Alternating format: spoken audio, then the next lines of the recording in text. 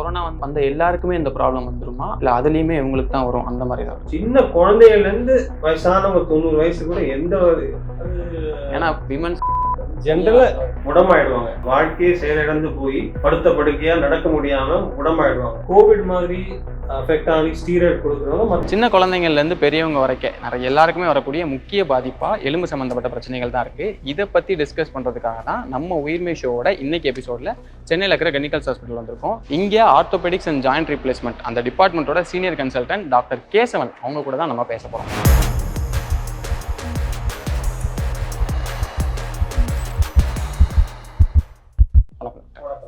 Doctor, இப்போ hip replacement சொன்னோன்னா பசங்க எல்லாமே என்கிட்ட கேட்டதுன்னா இப்போ அப்படியே மாற்றிடுவாங்களா, இடுப்பு எப்படி மொத்தமாக மாற்ற முடியும், இப்படி தான் நீங்கள் ஹிப் ரீப்ளேஸ்மெண்ட் அப்படின்னு சொன்னீங்கனாலே ரீப்ளேஸ் பண்ண போகிறாங்களா அப்படிங்கிற கேள்வி வருது. ஆக்சுவலாக ஹிப் ரீப்ளேஸ்மெண்ட்டுங்கிறது என்ன பண்ணுவாங்க? ஹிப் கரெக்ட், நல்ல கேள்வி. எல்லாருமே கேட்கறது தான். இப்போ ஒருத்தருக்கு ஹிப் ரீப்ளேஸ்மெண்ட் அப்படின்ன உடனே நம்ம நினைக்கிறோம் அந்த ஹிப் எலும்பையே எடுத்து ஃபுல்லா புதுசா ஒரு வேற ஒண்ணுமா வைக்க போறோம் அப்படிங்கிற மாதிரி நினைக்கிறோம். அப்படி இல்லை. அது ரீப்ளேஸ்மெண்ட் ஏன் பேர் வந்ததுன்னா அந்த முட்டினுடைய மேற்பரப்பு, அதனுடைய சர்ஃபேஸ், ஆர்டிகுலர் கார்டிலேஜ் அப்படின்னு சொல்லுவோம். அதாவது முட்டினுடைய குருத்தெலும்பு, அது மேல இருக்கிற குருத்தெலும்பு தான் இந்த முட்டுக்கே அதனுடைய மழுமழுப்பான ஒரு சர்ஃபேஸை கொடுக்குது. நல்ல ஒரு ஃப்ரிக்ஷன் இல்லாம, உராய்வு இல்லாத ஒரு அசைவு கொடுக்குது. அந்த டேமேஜ் ஆகும், அந்த சர்ஃபேஸ் டேமேஜ் ஆக போகும்போது அப்போதான் அந்த ஆர்த்ரைட்டிஸ் வந்து அது அட்வான்ஸ் ஸ்டேஜ்ல வேற ஒன்றும் மருந்துலாம் வேலை செய்யாது, பிசியோதெரப்பி வேலை செய்யாது. அப்போ அதனுடைய மேற்பரப்பை ரீப்ளேஸ் பண்றோம். அதுதான் ஜாயிண்ட் ரீப்ளேஸ்மெண்ட் பேரு.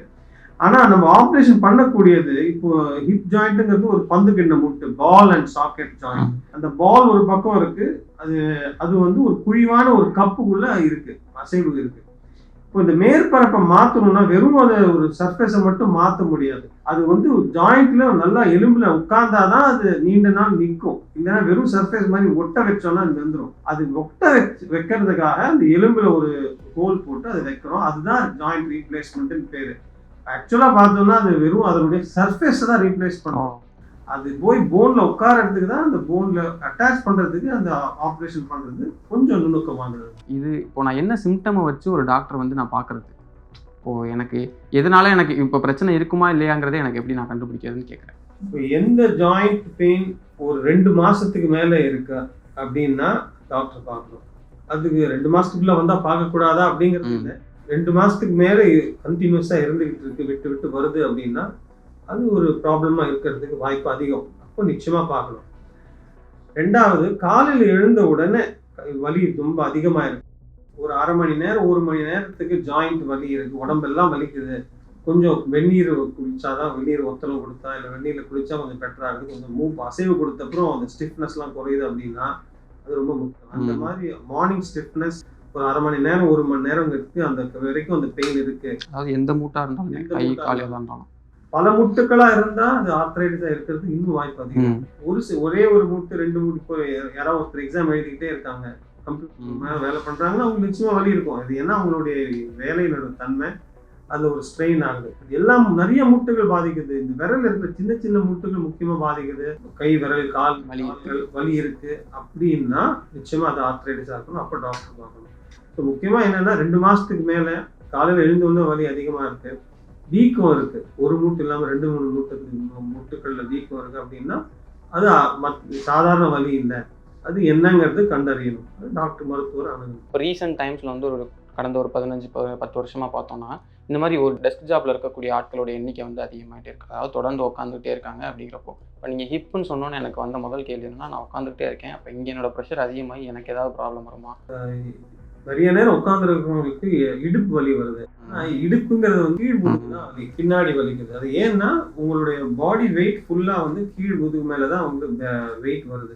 ஜாயிண்ட் வந்து கீழே உட்கார்ந்துட்டு இருக்கிறதுனால வர்றது வாய்ப்பு கம்மி. ஆனா ஹிப் ஜாயிண்ட் கோளாறு இருக்கிறவங்க கீழே உட்காந்து சமணம் போட்டு உட்காருறது, இந்தியன் டாய்லெட் உட்காந்து பண்ணாங்கன்னா அது ஃபுல் ஸ்ட்ரெயின் கொடுக்கும். அந்த மாதிரி இருக்கிற மூவ்மெண்ட் அவாய்ட் பண்ணணும்.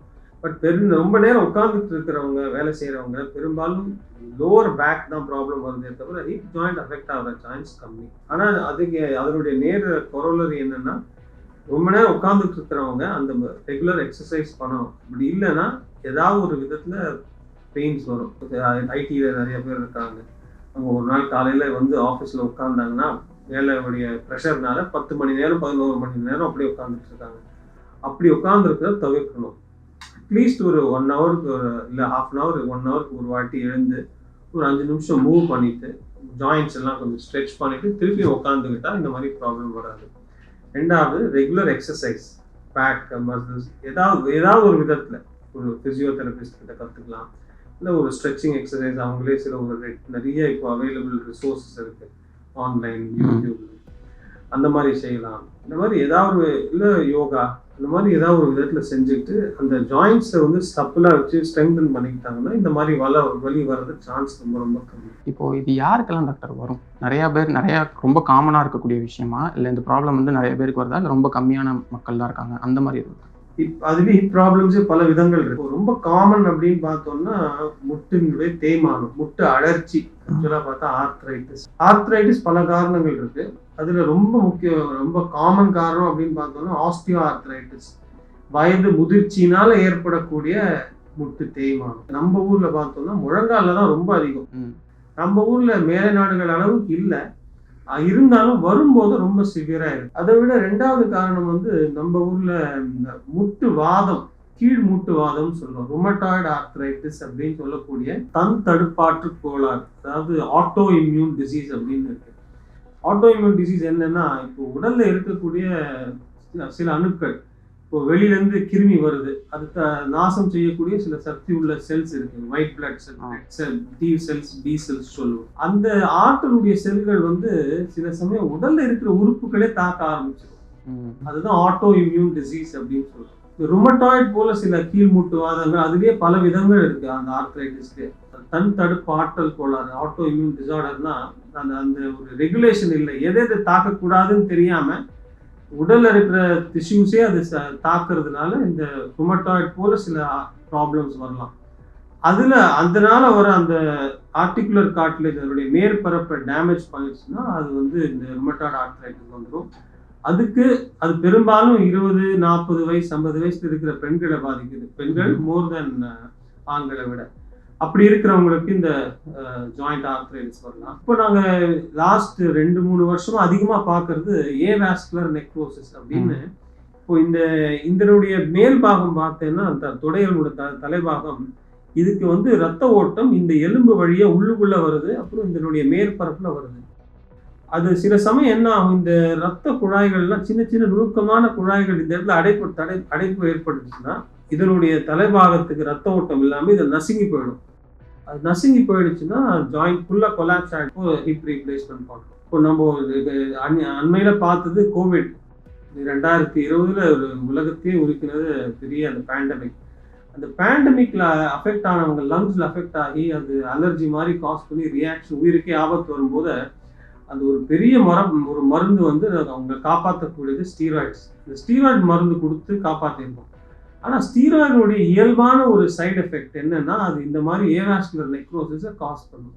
இதை தவிர கோவிட் மாதிரி அஃபெக்ட் ஆகி ஸ்டீராய்டு கொடுக்குறவங்க மற்ற எந்த காரணத்தினாலும் ஸ்டீராய்டு உட்கொள்றவங்க இருக்காங்கன்னா அவங்களுக்கு இந்த ஏவாஸ்குலர் நெக்ரோசிஸ் வருது. இப்போ கொரோனா வேக்சின் நீங்கள் சொல்லலை, அதாவது அவங்க கொரோனா வந்தவங்களுக்கு ட்ரீட்மெண்ட் கொடுத்தப்போ ஏற்பட்டது அப்படின்னு சொல்கிறீங்க. அப்போது கொரோனா வந்தப்போ எல்லாருக்குமே இந்த ப்ராப்ளம் வந்துருமா? அந்த மாதிரி இருக்கா, இல்லை அதுலேயுமே இவங்களுக்கு தான் வரும் அந்த மாதிரி தான் இருக்கும்? கொரோனா வந்தவங்க எல்லாருக்கும் வர்றது கிடையாது. கொரோனா வந்தவங்களுக்கு ஸ்டீராய்டு கொடுத்தவங்களுக்கும் எல்லாருக்கும் வர்றது. ஏன் சிலருக்கு மட்டும் அதுல பாதிக்குதுங்கிறது நமக்கு புரியல. பட் ஸ்டீராய்டுக்கு அது ஒரு சைடு எஃபெக்ட் இருக்கு. இப்போ முன்னாடியே இருந்தது. இப்போ ஆஸ்துமாக்காக சரும நோய்களுக்காக ஸ்டீராய்ட்ஸ் உட்கொள்றது ஒரு ட்ரீட்மெண்ட். பல வருஷங்கள் நிறைய பேர் எடுத்துக்கிட்டு இருக்காங்க அப்படின்னா அவங்களுக்கு இந்த மாதிரி ஏவிஎன் வரத்துக்கு வாய்ப்பு உண்டு. ஏன் சிலருக்கு வருது சிலருக்கு வராது அப்படிங்கிறது நமக்கு இன்னும் புரியல. பட் ஸ்டீராய்டு எடுக்கிறவங்க அது கொஞ்சம் பாதுகாப்பாக இருக்கணும்.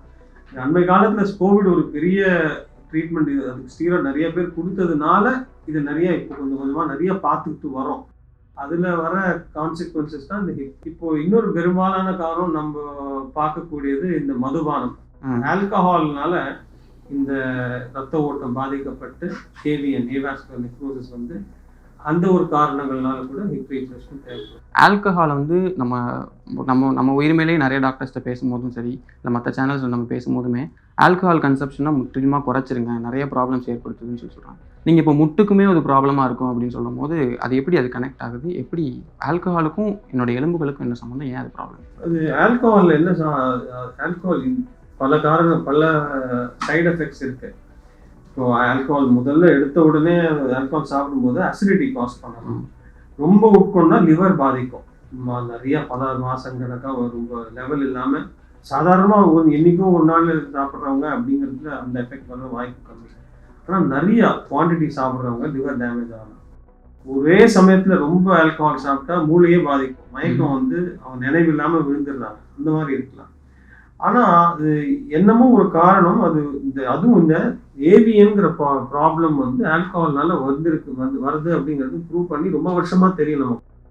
அதனுடைய ஏதோ ஒரு காரணத்துல அந்த ஆல்கஹால் போய் இந்த இருக்கிற பிளட் வெசல்ஸ் ரத்த குழாய்கள்ல அடைப்பு ஏற்படுது. அந்த அடைப்பு ஏற்பட்ட உடனே இதனுடைய மேல் பாகம் செத்து போய் நெக்ரோசிஸ்ன்னு சொல்றோம். ஆகி அது அப்படியே ஆறிடும் கொஞ்ச நாள்ல. அது சிலர்ல என்ன ஆகும், அது ஆறாம அப்படியே அமுங்கிடும். அமுங்கிடுச்சுன்னா திருப்பி மேல நிற்க முடியாது, என்ன பண்ணாலும் பண்ண முடியாது. இப்போ ஆப்ரேஷன் தான் பண்ணணும். அது ஏன் அப்படி ஆகுது? ஆல்கஹாலுக்கு இந்த இடத்துல என்ன ஸ்பெசிபிக் ஒரு இதுங்கிறது நிறைய ரிசர்ச் பண்ணிட்டு இருக்கோம். பட் ஆனால் என்ன, ஆல்கஹால் அவாய்ட் பண்ணுறது பெட்டர். அப்படியே எடுத்துக்கிட்டாலும் ரொம்ப ரேராக கொஞ்சம் எடுத்துக்கிறார். அதனால நம்ம ஒன்றும் அது போகாதுன்னு சொல்ல முடியாது. பட் அவாய்ட் பண்ணுறது பெட்டர். இதை தவிர நம்ம நிறைய பார்க்கக்கூடியது ஃப்ராக்சர். இந்த போன் பேர் ஃபீமர். இதனுடைய இந்த பாகம் வந்து குறுகிய பாகம் வந்து நெக்குன்னு பேர். நெக் ஆஃப் ஃபீமர் ஃப்ராக்சர் அப்படிங்கிறது வயது ஆனவங்களில் ரொம்ப காமனாக இருக்கும். சின்னவங்களையும் வரலாம். பட் பெரும்பாலான வயதானவங்களுக்கு ரொம்ப ஈஸியாக சின்ன நடந்துக்கிட்டே இருப்பாங்க, கால் ஸ்லிப் ஆகிடும், இல்லை கொஞ்சம் அமுங்கி உட்காந்துருவாங்க. அவங்க போன்ஸ் வீக்காக இருக்கிறதுனால பட்டுன்னு உடைஞ்சிடும். இந்த மாதிரி ஃப்ராக்சர், ஆர்த்ரைட்டிஸ், வயது முதிர்ச்சி, ஆஸ்டியோஆர்த்ரைட்டிஸ், ருமட்டாய்டு, ஏவிஎன், அந்த மாதிரி நிறைய காரணங்களுனால ஏற்படுற ஆர்த்ரைட்டிஸ்க்கு, ஹிப் ப்ராப்ளம்ஸ்க்கு நம்ம ஹிப் ரீப்ளேஸ்மெண்ட் ஒரு பெரிய ட்ரீட்மெண்ட்டாக இருக்கு. இப்போ எந்த போன் அப்படின்னு நம்மளால காமிக்க முடியுமா? இப்போ இதுதான் வந்து பந்து கிண்ண முட்டு, இந்த ஃபீமர் போன், தொடை எலும்பினுடைய தலைபாகம். இங்க இருக்கக்கூடிய அந்த தொடை எலும்பு, தொடை எலும்பினுடைய தலைபாகம் தான் இந்த ஃபீமர். இதனுடைய கட் செக்ஷன் இங்க பாக்குறோம். இதனுடைய உள்பக்கம் இந்த கப் இருக்கு. இந்த இப்படிதான் இருக்கும் ஹிப். ஆக்சுவலா இதுதான் வந்து இந்த பால், இது வந்து கப் இருக்கு. இந்த கப்பும் பாலும் சேர்ந்துதான் இந்த ஹிப் ஜாயிண்ட். அந்த ஹிப் ஜாயிண்ட சுத்தி இதனுடைய முட்டு உரை இருக்கு, கேப்சியூல். அதுதான் அது பிடிச்சுக்கிட்டு இருக்கு. அதை தவிர சுத்தி போன்ஸை சேர்த்து வைக்கிறதுக்கு இந்த லிகமெண்ட்ஸ், மசில்ஸ், தசை நார்கள்லாம் நிறைய இருக்கு. இதனுடைய மேற்பரப்பு டேமேஜ் ஆகும்போது தான் அந்த ஆர்த்ரைட்டிஸ்ன்னு சொல்றோம். அதுக்கு தான் ஹிப் ரீப்ளேஸ்மெண்ட். இப்போ வந்துருச்சு அப்படின்னா நான் என்ன மாதிரியான ஃபுட் ஸ்டைல்ஸ் எல்லாம் என்னோட மாற்ற வேண்டியிருக்குமா? ஹிப் ப்ராப்ளம் இருக்கிறவங்களுக்கு சில லைஃப் ஸ்டைல் சேஞ்சஸ் பண்ணணும். முட்டு ப்ராப்ளம் வந்த உடனே நேராக அட்வான்ஸ் ஸ்டேஜ் போக போகிறது இல்லை. அது ஸ்டேஜ் பை ஸ்டேஜாக தான் ப்ரோக்ரஸ் ஆகும். முதல்ல ஆரம்பிக்கும் போது ஸ்டேஜ் ஆஃப் சைனோவைட்டிஸ் அப்படின்னு சொல்லுவோம். இப்போ முட்டுங்கிறது நம்ம பேசணும், ஒரு முட்டு உரை இருக்கு, அதுக்குள்ளதான் அந்த ஜாயின்ட்ஸ் அசைவு கொடுக்குது, எலும்பு மூவ் ஆகுது. அதனுடைய சர்ஃபேஸ் தான் மழுமழுப்பான ஆர்டிகுலர் குருத்தெலும்பு. இப்போ இதை சுற்றி லூப்ரிகேஷன் வர்றதுக்கு ஒரு மெஷின் தான் நம்ம ஓடுதுன்னு நம்ம எண்ணெய் ஊத்துறோம் இல்லையா, அதே மாதிரி உள்ளுக்குள்ளேயே இந்த முட்டுக்குள்ள ஒரு முட்டு நீர் இருக்கு. அது சுரக்கிறதுக்கு ஒரு ஜவ்வு, அந்த முட்டு ஜவ்வுல இருந்து அந்த நீர் சுரக்கும். இந்த ஆரம்ப கட்டத்துல எடுத்த உடனே அந்த குருத்தெலும்பு டேமேஜ் ஆகுறது இல்லை. ஆரம்ப கட்டத்துல அந்த சுத்தி இருக்கிற அந்த சதைகள் ஜவ்வு கொஞ்சம் வீங்கிடும். அந்த சைனோவியம் சொல்றோம். அந்த சைனோவியம் வீங்கினா அது சைனோவைட்டிஸ். அந்த சைனோவைட்டிஸ் இருக்கிற ஸ்டேஜ்ல நம்ம அதை பார்த்து அதை ட்ரீட்மெண்ட் பண்ணணும். பண்ணிட்டா கம்ப்ளீட்டா ரிவர்ஸ் ஆகக்கூடிய வாய்ப்பு இருக்கு. அதையும் விட்டுட்டோம்னா சைனோவைட்டிஸ் இன்னும் கொஞ்சம் ப்ரோக்ரஸ் ஆகி அந்த குருத்தெலும்பு அதனுடைய சர்ஃபேஸ் கொஞ்சம் கொஞ்சமா டேமேஜ் ஆகி அங்க ஓட்ட விழுந்துருது. அது வந்து ஏர்லி ஆர்த்ரைட்டிஸ். அப்பவும் கூட ஏதாவது ட்ரீட்மெண்ட் பண்ணா நல்ல வலி குறையறதுக்கு சான்ஸ் இருக்கு. ஏன்னா மெஜாரிட்டி ஆஃப் த கார்ட்லேஜ், பெரும்பாலான அந்த மேற்பரப்பு நல்லா மழுமழுப்பா தான் இருக்கும். அதையும் தாண்டிட்டோம்னா கம்ப்ளீட் ஆர்த்ரைட்டிஸ் வருது. அந்த கம்ப்ளீட் ஆர்த்ரைட்டிஸ் வரும்போது தான் பெயின் வந்து ரீப்ளேஸ்மெண்ட். எடுத்த உடனே ஆர்த்ரைட்டிஸ் மேல அட்வான்ஸ் ஆகாதுங்க. First stage, second stage, third ஸ்டேஜ்ல இருக்கும்போது இந்த மாதிரி ப்ராப்ளம் இருக்கிறவங்களுக்கு வெயிட் ரொம்ப அதிகம் இருந்தால் குறைக்கணும்.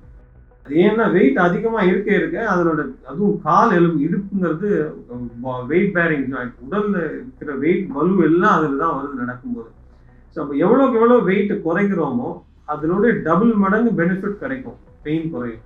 ஸோ ஆர்த்ரைட்டிஸ் மேற்கொண்டு மூவ் ஆகும். ஸோ வெயிட்டை ரொம்ப குறைக்கணும். சாப்பாடு வந்து ஹெவி அந்த ரைஸ் குறைக்கணும், நம்ம ஸ்வீட்ஸ் அப்படிலாம் சாப்பிடக்கூடாது. நான்வெஜ்லாம் சாப்பிடலாம், பட் அதுலேயுமே வந்து வெயிட் ரொம்ப போடாதபடி ஹெல்த்தி நான் வெஜிடேரியன் டயட் சாப்பிடணும். ஃபிஷ் ரொம்ப நல்லது, ஏன்னா அதில் வந்து unsaturated fatty acid. Egg white சாப்பிடலாம். நம்ம வெயிட் எப்படியாவது குறைக்க பார்க்கணும். வெயிட் குறைச்சா ஜாயிண்ட்ல இருக்கிற லோடு குறையும், அப்போ ஆர்த்ரைட்டிஸ் ப்ரோக்ரஸ் ஆகாது. இப்போ வெயிட் லிமிட் ஏதாவது பிஎம்ஐ கணக்கு அந்த மாதிரி ஏதாவது இருக்கும்? நான் 73 கிலோஸ் இருக்கேன், இப்போ நான் வந்து 6 அடி இருக்கேன், இப்போ எனக்கு வந்து இந்த மாதிரி ப்ராப்ளம்ஸ்லாம் வருமா? அந்த மாதிரி வெயிட்டுக்கு டைரக்டா கோரிலேஷன் கிடையாது. ப்ராப்ளம் ஹிப்ல வந்துருச்சுன்னா வெயிட் கம்மியானா எவ்வளோக்கு எவ்வளோ கம்மி பண்றீங்களோ அவ்வளோக்கு எவ்வளோ நல்லது. இப்போ நீங்க கேட்ட கேள்விக்கு இப்போ ஒருத்தருக்கு என்ன ஐடியல் வெயிட், இப்போ அவருடைய ஹைட் இன் சென்டிமீட்டர்ஸ் -100 தான் அவருடைய ஐடியல் வெயிட். ஸோ நீங்க என்ன ஹைட் இருப்பீங்க? நான் 180. ஸோ 180னா உங்களுடைய ஐடியல் வெயிட் வந்து 80 கிலோஸ். 73 தான் இருக்கேன், ஸோ அதனால எனக்கு பிரச்சனை பரவாயில்ல. ஸோ ஆனால் பெரும்பாலும் நம்ம ஊர்ல எப்படின்னா அவங்க இருக்கிற ஹைட்டே வந்து 5'4" இருப்பாங்க. 5'4"னா இது அபவுட் 160 சென்டிமீட்டர்ஸ். அவங்க இருக்கிற வெயிட் 70-80 இருக்கும். ஸோ ஷார்ட் ஆனால் வெயிட் அதிகம். அப்படி இருக்கிறவங்களுக்கு ஆர்த்ரைட்டிஸ் வந்துடுச்சுன்னா ப்ராப்ளம் கடகடன்னு அடுத்த ஸ்டேஜ். அப்படி வரக்கூடாது. வந்துடுச்சுன்னா வெயிட்டை குறைச்சாங்கன்னா அந்த ப்ரோக்ரஸை நிறுத்தலாம். கம்ப்ளீட்டாக ரிவர்ஸ் பண்ண முடியுமாங்கிறது சந்தேகம். பட் இருக்கிற ஸ்டேஜும் நிறுத்தி அவங்களோட இயல்பு நார்மலாக மெயின்டைன் பண்ணி. என்ன சொல்றீங்கன்னா, ஓவர் வெயிட்டாக இருந்தால் கண்டிப்பாக ஆர்த்ரைட்டிஸ் வரும்னு இல்லை, பட் வந்துருச்சுன்னா அந்த ப்ராப்ளம் வந்து தொடர்ந்து அதிகமாகிட்டே போகும் அப்படிங்கிற மாதிரி சொல்றீங்க. பட் ஒரு லெவலுக்கு மேலே வெயிட் போயிடுச்சுன்னா அதனாலே ஆர்த்ரைட்டிஸ் வரதுக்கு வாய்ப்பு.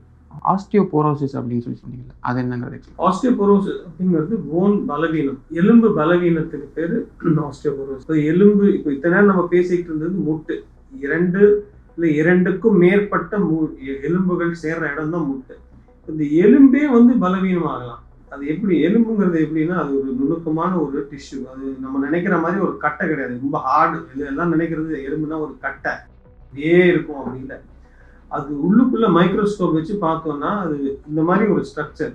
வெளியில தான் ஒரு ரொம்ப ஹார்டா இருக்கும், அதுக்குள்ள ஒரு வலை மாதிரி இருக்கும் எலும்புகள். மச்சை மேரோ இதெல்லாம் வலை வலையா இருக்கு பாருங்க. ஓகே. இதெல்லாம் வந்து சின்ன சின்ன எலும்பு பீஸ். இப்போ அந்த எலும்பு இந்த கட்டை மாதிரி உடன் பீசஸ் மாதிரி நிறைய ஒரு நெட்வொர்க் இருக்கும். அதுக்குள்ள ரத்த குழாய்கள் இருக்கும், அதுக்குள்ளதான் ரத்தம் சுரக்குது எல்லாருக்குமே. ஆஸ்டியோபோரோசிஸ்ங்கிறது இந்த போனே வீக் ஆகுது. ஓகே. இந்த போனுடைய ஸ்ட்ரக்சரும் இந்த போனுடைய ஸ்ட்ரக்சரும் ரெண்டு டிஃப்ரெண்ட். இது வந்து ரொம்ப காம்பாக்ட் போன், அதாவது அழுத்தப்பட்ட போன், ரொம்ப ஸ்ட்ராங்கா இருக்கும், கட்ட மாதிரி இருக்கும். ஆனா இது வந்து ஸ்பாஞ்ச் மாதிரி, அதாவது இந்த போர்ஷனையும் இந்த போர்ஷனையும் வேற வேற மாதிரி இல்ல. இது ஒரு டியூப் மாதிரி. ஓகே. டியூபை கட் பண்ணி பார்த்துருக்கோம். இப்போ இந்த டியூப் இப்படி இருக்கு. டியூப்குள்ள பார்த்தோம்னா இந்த டியூபோடைய வெளிப்பாகம் வந்து காம்பாக்ட் போன், ஹார்ட் போன். உள்ளுக்குள்ள இருக்கிறது ஸ்பாஞ்ச் மாதிரி. அதுதான் இப்படி இருக்குது. அதுக்குள்ளதான் நிறைய ரத்த குழாய்கள் இருக்கு, இதுவே ரத்த குழாய்கள் இருக்கு.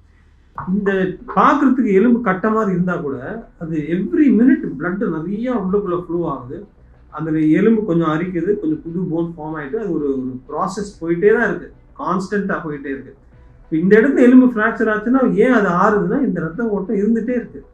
ஸோ அந்த இடத்துல புது எலும்பு ஃபார்ம் ஆகி முதல்ல ஒரு ரத்த கட்டு ஏற்பட்டு ஒரு சின்ன எலும்பு ஃபார்ம் ஆகி அப்புறம் பெரிய எலும்பு ஃபார்ம் ஆகுது.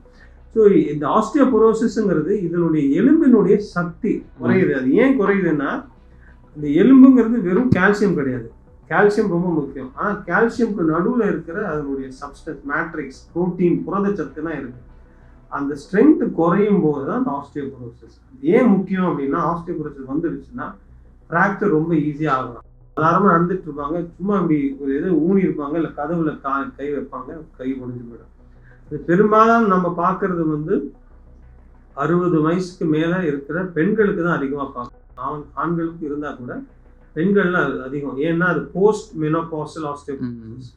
பெண்களுக்கான மாதவிடாய் காலம் முடிஞ்ச உடனே அந்த உடல்ல ஏற்படுற அந்த ஹார்மோன் சேஞ்சஸ்னால, ஈஸ்ட்ரோஜன் லெவல்ஸ் எல்லாம் கம்மி ஆகுறதுனால அந்த போனுடைய ஸ்ட்ரென்த் நிறைய குறைஞ்சு போயிடுது. அது குறைஞ்ச உடனே ஈஸியாக ஃப்ராக்சர் ஆகிடுது. ஆஸ்டியோபோரோசிஸை இருந்ததுன்னா ட்ரீட் பண்ணணும், இல்லைன்னா பெரும்பாலும் இந்த மாதிரி ஃப்ராக்சர்ஸ் அடிக்கடி வரதுக்கு வாய்ப்பு. ஓகே. இப்போ அதனால தான் அந்த விமென்ஸ் அந்த மாதிரியான விஷயங்கள், விமென் ரிலேட்டடான சில நியூட்ரிஷனல் ஃபுட்ஸ்லாம் வந்து இது பண்ணுறாங்க. இப்போ அந்த நியூட்ரிஷனல் ஃபுட்ஸ்லாம் நிஜமாலே ஒர்க் அவுட் ஆகுமா? இல்லை அது ஏன்னா விமென்ஸ் அப்படின்னு தனியாக அதுக்காக வைக்கிறாங்க. ஆமாம், அது எப்படின்னா ஏன் அதெல்லாம் அதில் என்ன இருக்கு, அதில் நல்லதும் இருக்கு. இப்போ ஃப்ராக்சர் ஆகுறது ஆஸ்டியோபோரோசிஸ் ஒவ்வொருத்தருக்கு ஒவ்வொரு ஸ்டேஜில் வரலாம், எந்த வயசில் வருங்கிறது சொல்ல முடியாது. மெனோபாஸ் பீரியட் வந்த அப்புறம் போன் டென்சிட்டி கடகடன் குறையும். ஆனால் அந்த போன் டென்சிட்டி ஒவ்வொருத்தருக்கு எந்த லெவலுக்கு கீழே போனால் ஃப்ராக்சர் ஆகும், எந்த லெவலில் அவங்க இருந்தால் நல்லது அப்படிங்கிறது நம்ம இண்டிவிஜுவலாக சொல்ல முடியாது. பட் ஜென்ரலாக நம்ம சொல்லலாம், இந்த டென்சிட்டிக்கு மேலே இருந்தால் அவங்க சேஃப். அதுக்கு எப்படி அச்சீவ் பண்ண முடியும்? இப்போ ஒருத்தருக்கு வந்து இயல்பாகவே கம்மியாக இருக்கும். அது என்ன, அவங்க அந்த மாதிரி இருக்கிறவங்களுக்கு இன்னைக்கு நேற்று 50-40 வயசு இருக்காது, அவங்க 25-30 வயசுலேயே குறைய ஆரம்பிச்சிடும்.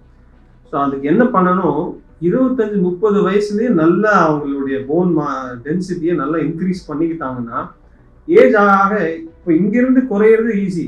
கொஞ்சம் நல்ல டென்சிட்டியை நல்லா தூக்கி வச்சுட்டாங்கன்னா அங்கேருந்து குறைஞ்சா கூட இந்த அளவு வராது ஃப்ராக்சர் லெவலுக்கு. ஸோ இப்படியே மெயின்டைன் ஆகிட்டு பண்ணிட்டு இருக்கலாம். ஸோ அதுக்கு சின்ன வயசுல என்னென்ன செய்ய முடியும்? அப்போ நல்ல நியூட்ரிஷன் சப்ளிமெண்ட்ஸ் நல்லா எடுத்துக்கிறது நல்லது. ஆனால் இந்த ரெடிமேட் ஃபார்முலேஷன்ஸ் எல்லாம் ஒர்க் ஆகுமாங்கிறது சொல்ல முடியாது. நல்ல கால்சியம் சாப்பிடும், விட்டமின் டி எடுக்கணும், சன்லைட் வேணும். சன்லைட்டில் போனால் தான் உடலில் விட்டமின் டி தன்னிச்சையாக உற்பத்தி ஆகும். Vitamin D, calcium, balance diet, protein நிறையா இருக்கணும், எக்ஸசைஸ் பண்ணணும். இதெல்லாம் வந்து 25-30-35 வயசுல ஒரு பெண்கள் நிறைய செஞ்சுட்டு இருந்தாங்கன்னா நல்லா பேலன்ஸ்டாக பண்ணாங்க, டயட்டும் நல்லா பேலன்ஸ்டாக இருந்து, ஆல்கஹால் ரொம்ப இல்லாமல், ஸ்மோக்கிங் இல்லாமல், நல்ல ஃப்ரெஷ் வெஜிடபிள்ஸ், நல்லா நியூட்ரிஷியஸ் டயட் சாப்பிட்டாங்கன்னா போன் டென்சிட்டி நல்லா ஹையாக இருக்கும். அப்படியே வயசானவொன்னே குறைய ஆரம்பிச்சா கூட ரொம்ப கம்மியாக போகாது ஃப்ராக்சர் ஆகிற அளவுக்கு. ஸோ அதனால ரொம்ப நல்ல nutrition and life style very important. இது 30-35 வயசுல அவங்களுடைய போன் மாஸ் நல்லா இன்க்ரீஸ் பண்ணி கொடுத்துட்டோம்னா அவங்க ஏஜ் ஆனால் கம்மியானா கூட ஃப்ராக்சர் அளவுக்கு போகாமல் பார்க்கலாம். இப்போ இந்த போன் ரீப்ளேஸ்மெண்ட் சம்மந்தமாக நம்ம ரீப்ளேஸ் பண்ணுறோம், அப்போ டெக்னாலஜி வந்து தொடர்ந்து அப்டேட் ஆகிட்டே தான் இருக்கும். இப்போ ரீசெண்ட் அப்டேட்ஸாக என்ன இருக்குது டெக்னாலஜிக்கலாக? இப்போ முதல்ல ஜான் சார்லி யூஸ் பண்ணதெல்லாம் ஒரு பக்கம் மெட்டல், ஒரு பக்கம் பாலிஎத்திலீன், ஒரு ஸ்பெஷல் மெட்டீரியல். அதை வந்து சிமெண்ட் மூலம் பொருத்தினாங்க. இப்போ நம்ம பல்லு செட் பண்ணுறோம், கேப் வைக்கிறோம்னா ஒரு சின்ன பசை போட்டு ஒட்டுறோம். அந்த பசையை அதே மாதிரி அதே அக்ரிலிக் சிமெண்ட் வச்சு தான் முதல்ல ஒட்டப்பட்டது இந்த ஹிப் ஜாயிண்ட்ல. ஆனால் அதுல நல்லது தான், ஃபர்ஸ்ட் கிளாஸாக இருக்கும், ரொம்ப ஸ்ட்ராங்காக இருக்கும். நல்லா சிமெண்ட்னா நிஜமான சிமெண்ட்டே சொல்றீங்களா? அந்த மாதிரி ஒரு போன் சிமெண்ட் பேரு அக்ரிலிக் சிமெண்ட், பாலிமீத்தைல் மெத்தாக்ரிலேட்னு ஒரு சிமெண்ட் சொல்றது சிமெண்ட், போன் சிமெண்ட்னு சொல்லுவோம். அதை போட்டு அந்த ஒரு வெள்ளையா இருக்கும், அதை போட்டு பசை போட்டு தான் பல்லு ஒட்டுற மாதிரி இந்த போன் ஜாயிண்ட்குள்ள அந்த மெட்டீரியல்ஸ் ஒட்டப்பட்டது முதல்ல. அது நல்ல சப்ஸ்டன்ஸ் தான், நல்ல ரிசல்ட்ஸ் கொடுத்தது. ஆனால் என்னன்னா நாளடைவில் அந்த சிமெண்ட் போட்டு பண்ணுறதுனால அதில் சில குறைபாடுகள் இருக்குது. அது கொஞ்சம் நாள் கழிச்சு அது லூஸ் ஆகிடுது. ஸோ அதுக்கு அடுத்த கட்டம் அந்த சிமெண்ட் இல்லாமல் வெறும் அந்த பொருள், இந்த செயற்கை மூட்டையே ஜாயிண்ட் போனுக்குள்ள போனே வளர வைக்கிற மாதிரி ஒரு சில பொருட்கள் வந்துருக்கு. அதுக்கு வந்து அன்சிமெண்டட் ஹிப் ரீப்ளேஸ்மெண்ட்னு பேர். இப்போ பல்லுலையும் அந்த மாதிரி வந்துருக்கு, சிமெண்ட் எல்லாம் ஒட்ட வைக்கிறது. ஸோ இதுல என்ன அட்வான்டேஜ் அப்படின்னா, இதை போட்டு ஒட்ட வைக்க வேண்டாம், ஒரு பசையை போட்டு ஒட்ட வைக்க வேண்டிய அவசியம் இல்லை. அதுக்கு மேல் பரப்புல ரொம்ப ஸ்மூத் வேரியேஷன்ஸ், இந்த ஹோல்ஸ் மாதிரி வந்துடும். அந்த ஹோல்ஸ்குள்ள வெளியிலேருந்து அந்த போன் வந்து வளர்ந்து அப்படி பிடிச்சிருக்கு. இது எப்படி பண்றாங்க? அது ஒரு மேனுஃபேக்சரிங் டெக்னிக். டைட்டேனியம் மெட்டீரியல் எடுத்து அதுக்கு சர்ஃபேஸை மாடிஃபை பண்ணுறாங்க. அது கிரிட் பிளாஸ்ட், ஃபைபர் மெட்டல் அப்படின்னு சில, அதுக்கு ஒரு நுண் துளாய்கள் இருக்கிற மாதிரி அதை மேனுஃபேக்சர் பண்ணி வச்சுருக்காங்க. ஸோ அதுக்குள்ளே போன் போய் ஊடுருவி அதுக்குள்ளே வளர்ந்துருது. இப்போ நம்ம பேசினோம், போன் வளரக்கூடிய ஒரு டிஷ்யூ அப்படின்னு அப்படியே ஒரே மாதிரி கட்டை கிடையாது. ஸோ அந்த மாதிரி ஒரு பொருளை உள்ளே வைக்கும்போது அதில் மாதிரி சின்ன சின்ன துவாரங்கள் இருக்கும்போது அந்த துவாரங்களுக்குள்ளே எலும்பு வளர்ந்து அதோட சேர்த்து பிடிச்சிடுது. ஸோ அது ரொம்ப ஸ்ட்ராங். இப்போ வேற ஒரு பொருள் பசையை போட்டு ஒட்டுறதை விட எலும்பே ஊடுருவி அந்த கப்பை பிடிச்சிடுச்சு, இல்லை இந்த ஸ்டெம்மை பிடிச்சிடுச்சுன்னா அது பயங்கர ஸ்ட்ராங். இது அன்சிமெண்டட் ஹிப் ரீப்ளேஸ்மெண்ட் வந்த உடனே இந்த முன்னாடி இருந்த அந்த லூசனிங் ப்ராப்ளம்லாம் குறைஞ்சிருச்சு. அதுதான் இப்போ பெரும்பாலானவங்களுக்கு அன்சிமெண்டட் தான் பண்ணுறோம். ரெண்டாவது, ஒரு முட்டு நம்ம ரீப்ளேஸ் பண்ண உடனே அந்த ball and socket, new ball and socket போடும்போது இந்த முதல்ல ஜான் சார்லி பண்ண மாதிரி மெட்டல் ஒரு பக்கம், பிளாஸ்டிக் ஒரு பக்கம் இல்லாமல் இப்போ செராமிக்னு ஒன்று வந்துருக்கு. இப்போ நவீன பீங்கான், அந்த பீங்கான் வந்து போட்டோம்னா என்ன பெனிஃபிட்னா, இருக்கிறதுலே நம்ம ஃப்ரிக்ஷன் கால்குலேட் பண்ணி பார்த்துருக்கோம். நிறைய சயின்டிஸ்ட், விஞ்ஞானிகள் பார்த்துருக்காங்க. ஒரு சர்ஃபேஸோட இன்னொரு சர்ஃபேஸ் மூவ் ஆகும்போது உராய்வு எவ்வளோ, அதில் வர நுணு பொருட்கள், அந்த வேர் டெப்ரி எவ்வளோ வருது அப்படின்னு கால்குலேட் பண்ணி பார்க்கும்போது பீங்கானும் ரெண்டு பக்கம் இருந்ததுன்னா இருக்கிறதுலையே ரொம்ப ரொம்ப ரொம்ப ரொம்ப கம்மி ஃப்ரிக்ஷன். ஓகே, அதனுடைய வேர் ரொம்ப கம்மி. ஏன் அது முக்கியம்னா, வேர் அப்படிங்கிறது என்ன, ஒன்னோட ஒன்று உராயும் போது அதனுடைய சர்ஃபேஸ்ல இருக்கிற பொருட்கள் கொஞ்சம் கொஞ்சமா நகர்ந்து வெளியில வர்றது, அதுதான் வேர் அப்படின்னு சொல்றோம். பீங்கான்ல அது ரொம்ப கம்மி. அது கம்மியா இருக்கிறதுனால அது நீண்ட நாள் உழைக்கும். அது நீண்ட நாள் இப்போ முன்னாடி செஞ்சா இது வந்து அவங்களோட லைஃப் டைம் இருக்கிறதுக்கு வாய்ப்பு. முன்னாடி அப்படி இல்லை. ஸோ இப்போ லேட்டஸ்ட்டாக பார்த்தோம்னா இந்த அன்சிமெண்டட் செராமிக் வந்திருக்கிறது சின்னவங்களுக்கு இந்த மாதிரி ப்ராப்ளம் வந்ததுன்னா அவங்களோட லைஃப்க்கு ஃபுல்லாக இது வேலை செய்கிற மாதிரி இருக்கும். ப்ளஸ் இதை தவிர இப்போ லேட்டஸ்ட்டாக வந்து ரொபாட்டிக் மூலமாக பண்ணுறதுக்கு வாய்ப்பு இருக்குது. ரொபாட்டிக் நேவிகேஷன் அது மூலமாக ரீப்ளேஸ்மெண்ட் பண்ணலாம். அப்புறம் ஆப்ரேஷன் பண்ணும்போது வலி இல்லாமல் இருக்கிறதுக்கு மல்டி மோடல்ஸ் அனர்ஜிஸியா அப்படின்னு வலி இல்லாமல் இருக்கு, ஊசி, மாத்திரைகள், பேட்சஸ், பம்ப், இந்த மாதிரி பல விதமான யுக்திகளை யூஸ் பண்ணி வலி இல்லாமல் செய்வோம். இதுதான் இப்போ இருக்கிற லேட்டஸ்ட் டெவலப்மெண்ட். இப்போ இந்த லேட்டஸ்ட் டெவலப்மெண்ட்லாம் வச்சு நான் ஒரு ஆப்ரேஷன் பண்ணுறேன் அப்படின்னா எனக்கு எவ்வளோ நாளில் சரியாகும், நான் எவ்வளோ நாள் நார்மல் ஆவேன்? ஹிப் ரீப்ளேஸ்மெண்ட் பண்ண உடனே அடுத்த நாளே நடக்க ஆரம்பிச்சு. ஓ, ஆனால் ஒரு சப்போர்ட் வச்சுட்டு ஸ்டிச்சஸ் அந்த இதை வச்சு க்ரச்சஸ் வச்சு இல்லை வாக்கர் வச்சுட்டு சிமெண்டடாக இருந்தால் ஃபுல் வெயிட் சப்போர்ட்டே வேண்டியதில்லை, ஃபுல்லாக ஊனலாம். அன்சிமெண்டடாக இருந்தால் கூட ஃபுல்லாக ஊன முடியும். கொஞ்ச நாளைக்கு அது ஃபுல்லாக ஊனாமல் ஒரு 2-3 வாரத்துக்கு அதை சப்போர்ட் வச்சு நடந்துட்டு அப்புறம் நீங்கள் அவங்க நார்மலாக நடக்கலாம். அது ஒன்ஸ் நார்மல் நடக்க ஆரம்பிச்சிட்டாங்கன்னா எல்லா வேலைகளும் செய்யலாம். கீழே கூட உட்காரலாம். இப்போ வர இது ரீப்ளேஸ்மெண்ட்டில் கீழே உட்கார அவாய்ட் பண்ணுங்க அப்படின்னு சொல்லுவோம் முன்னாடி. கீழே இப்போ வேணும்னா தவிர்க்க முடியாத காரணங்களாக இருந்தால் மட்டும் உட்காந்துக்கலாம். மேக்ஸிமம் ஒரு 1 மந்த்துக்குள்ளே அவங்க நார்மல் எல்லா வேலைக்கும் வந்துடுவாங்க. போட கூட செய்யலாம். பட் போடுறது அவாய்ட் பண்ணுறது. அதுக்காக ஸ்போர்ட்ஸ் ஒரு பெரிய டென்னிஸ் பிளேயர் இருக்கார் விம்பிள்டன்ல, ஆண்டி முரே. ஆமாம், அவர் வந்து 2 ஹிப்புக்குமே ரீப்ளேஸ் பண்ணியிருக்காங்க. ஆனால் அவர் இன்னும் விளையாடு தானே எல்லாரும் அது பண்ணக்கூடாது, பண்றது அட்வைசபிள் இல்லை. பட் அந்த மாதிரி செய்ய முடியும் அப்படிங்கறத அவர் காமிச்சிருக்காரு. ஓகே, அந்த அளவுக்கு நார்மல் அட்வான்ஸ்டாக இருந்தாலுமே நம்ம அதை செய்ய வேணாம், அந்த ஸ்போர்ட்ஸ் ஆக்டிவிட்டிஸ்லாம் ஈடுபட. இது என்னதான் இருந்தாலும் கடவுள் கொடுத்த அந்த செயற்கையான முட்டுக்கும் ஒரு ஆர்டிஃபிஷியல் மெட்டீரியலுக்கும் கொஞ்சம் டிஃபரன்ஸ் இருக்கத்தான் செய்யும். நாளடைவில் ஒரு மெஷின் தேய்கிற மாதிரி இதுவும் தேய்கிறதுக்கு வாய்ப்பு இருக்கு. அது எவ்வளவுக்கு எவ்வளவு நம்ம பாதுகாத்து வச்சுக்கிட்டோமோ அவ்வளவுக்கு நல்ல நாள் கடைஞ்சு நீடிக்கும், ஒரு தொந்தரவு இல்லாமல். இப்போ நீங்கள் நிறையா பேஷண்ட்ஸ் வந்து டெய்லி பார்த்துருப்பீங்க. What is the most common mistake patients வந்து பண்ணுறது? அதாவது அவங்களுக்கே தெரியாமல் இந்த மாதிரியான விஷயங்கள்லாம் பண்ணுறாங்க. அதாவது நம்ம ஏற்கனவே பேசுகிற இந்த ஆல்கஹால் அந்த மாதிரியான விஷயங்கள் இல்லாமல் ரொம்ப நார்மலாக பண்ணுறாங்க இந்த மிஸ்டேக்கை. ஆனால் அதனால தான் இவ்வளோ ப்ராப்ளம்ஸ்லாம் ஏற்படுது. அந்த மாதிரி ஏதாவது இருக்கா? ஒரு ரெக்கரண்ட்டாக இந்த ப்ராப்ளம்ஸ் இந்த விஷயங்கள்லாம் தப்பாக பண்ணுறாங்க, அவங்களுக்கே தெரியலமா அப்படிங்கிற மாதிரி ஏதாவது இருக்கான்னு கேட்குறேன். நம்ம ஊரில் பார்த்தோன்னா பெரிய விஷயம் வந்து லேக் ஆஃப் எக்ஸசைஸ் தான். நம்ம வேலைன்னு மும்முரத்தில் போயிட்டோம்னா அவங்க எல்லாரும் வேலையிலே இருப்பாங்களே தவிர ஸோ அவங்கள குறை சொல்ல முடியாது. இப்போ இருக்கிற ப்ரெஷர்ஸ் அந்த மாதிரி உடலை பார்த்துக்கணும். அவங்க உடல் தான் அவங்க கூட கடைசி வரைக்கும் வரப்போகுதுங்கிறத ரியலைஸ் பண்ணிக்கிட்டு ரெகுலராக எக்ஸசைஸ் பண்ணிக்கிட்டு ஓரளவுக்கு இல்லை அவங்க எல்லாரும் போய் ஜிம்முக்கு போய் வெயிட் 200 கிலோ தூக்கணும்லாம் இல்லை. சம் எக்ஸசைஸ் ரெகுலராக செஞ்சு அவங்க பாடியை ஃபிட்டாக வச்சு வெயிட் உடம்பு பாடி வெயிட் கூடாமல் பேலன்ஸ்டு டயட் எடுத்துக்கிட்டு பேட் ஹேபிட்ஸ்லாம் ரொம்ப இல்லாமல் இருந்தாங்கன்னா அவங்க ரொம்ப ஹெல்த்தியாக இருக்கலாம்.